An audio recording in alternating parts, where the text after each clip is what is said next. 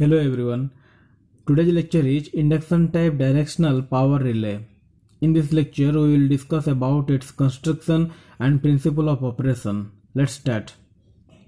This is the upper magnet, this is lower magnet, and this coil is called a potential coil, and this coil is called current coil because this coil having less number of turns and it will define the current, and this coil define the voltage. That's why it is called as potential coil.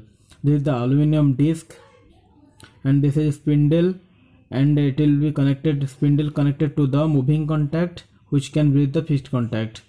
Then this coil is energized from the potential coil will be energized from the potential transfer secondary of the potential transformer, and this current coil will be energized from the secondary of current transformer.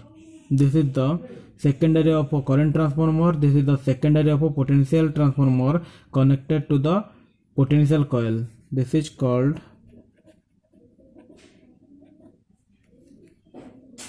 potential coil, this is called current coil. This is the construction, and this is the aluminum disc. Let's move to the principle of operation, how it operates. When the overcurrent, when fault occurs or overcurrent flowing through the PT, overcurrent flowing through the CT and PT, in that moment when current flowing through this potential coil, it will develop a flux.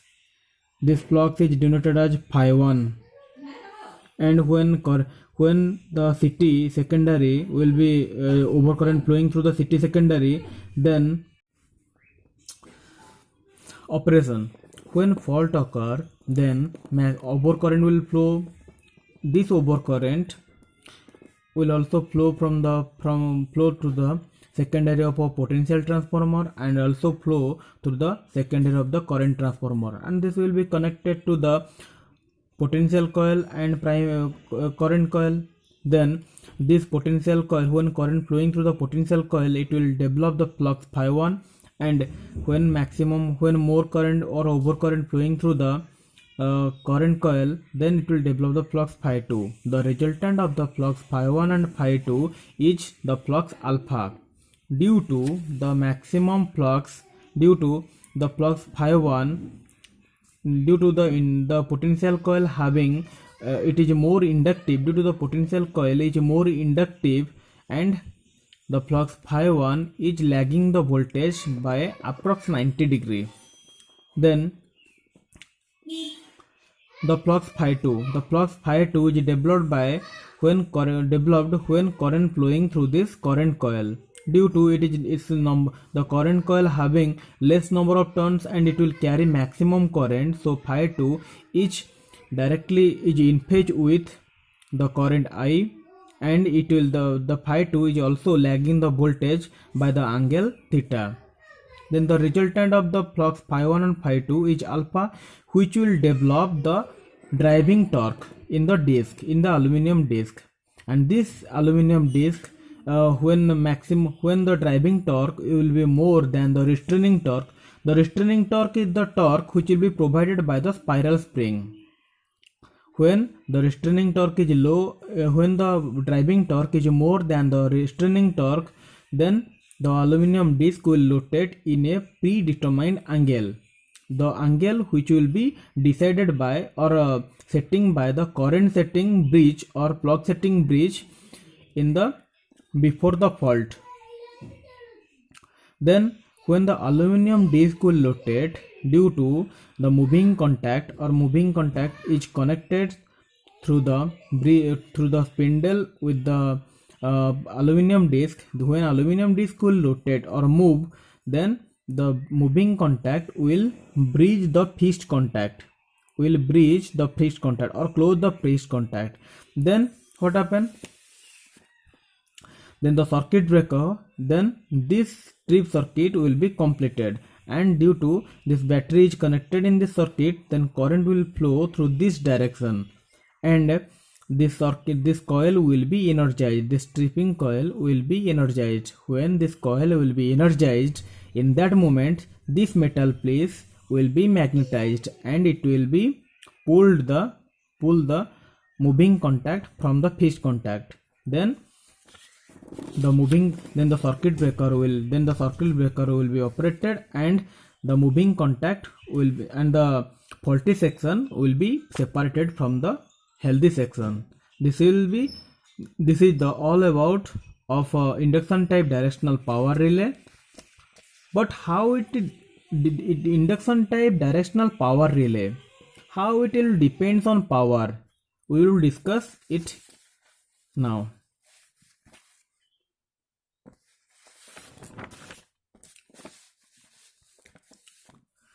We know the formula T directly proportional to phi 1 phi 2 sin alpha. Phi 1 is the primary upper magnet flux and phi 2 is the lower magnet flux, and sin alpha is the angle between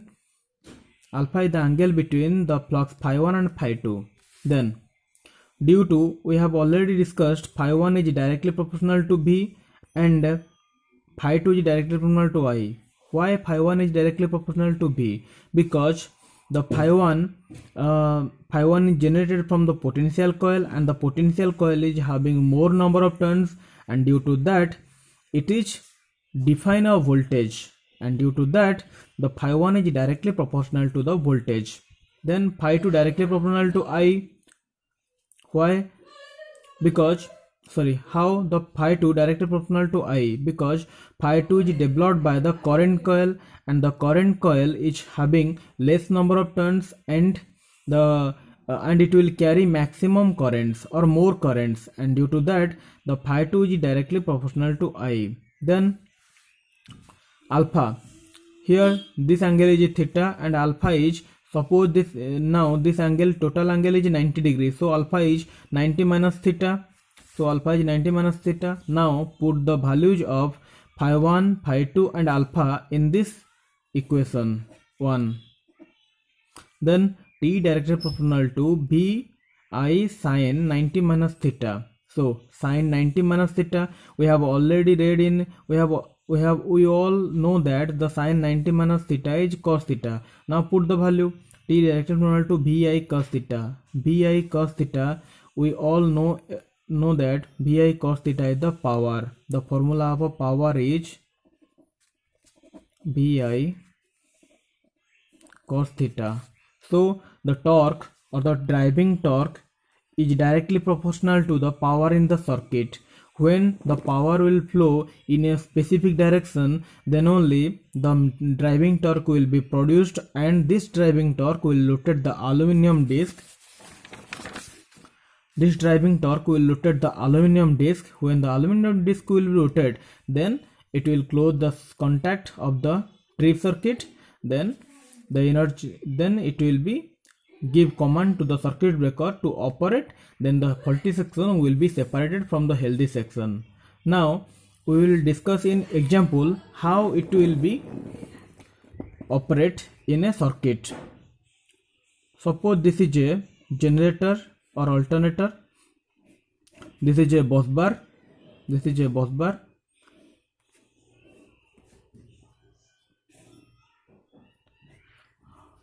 This is a load. This is another bus. This is another bus bar. There is two bus bar in this circuit, and one generator and another is load. Power will flow like this.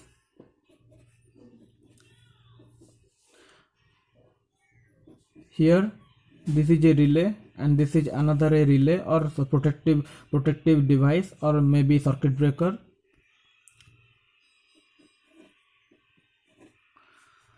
This is a directional power relay.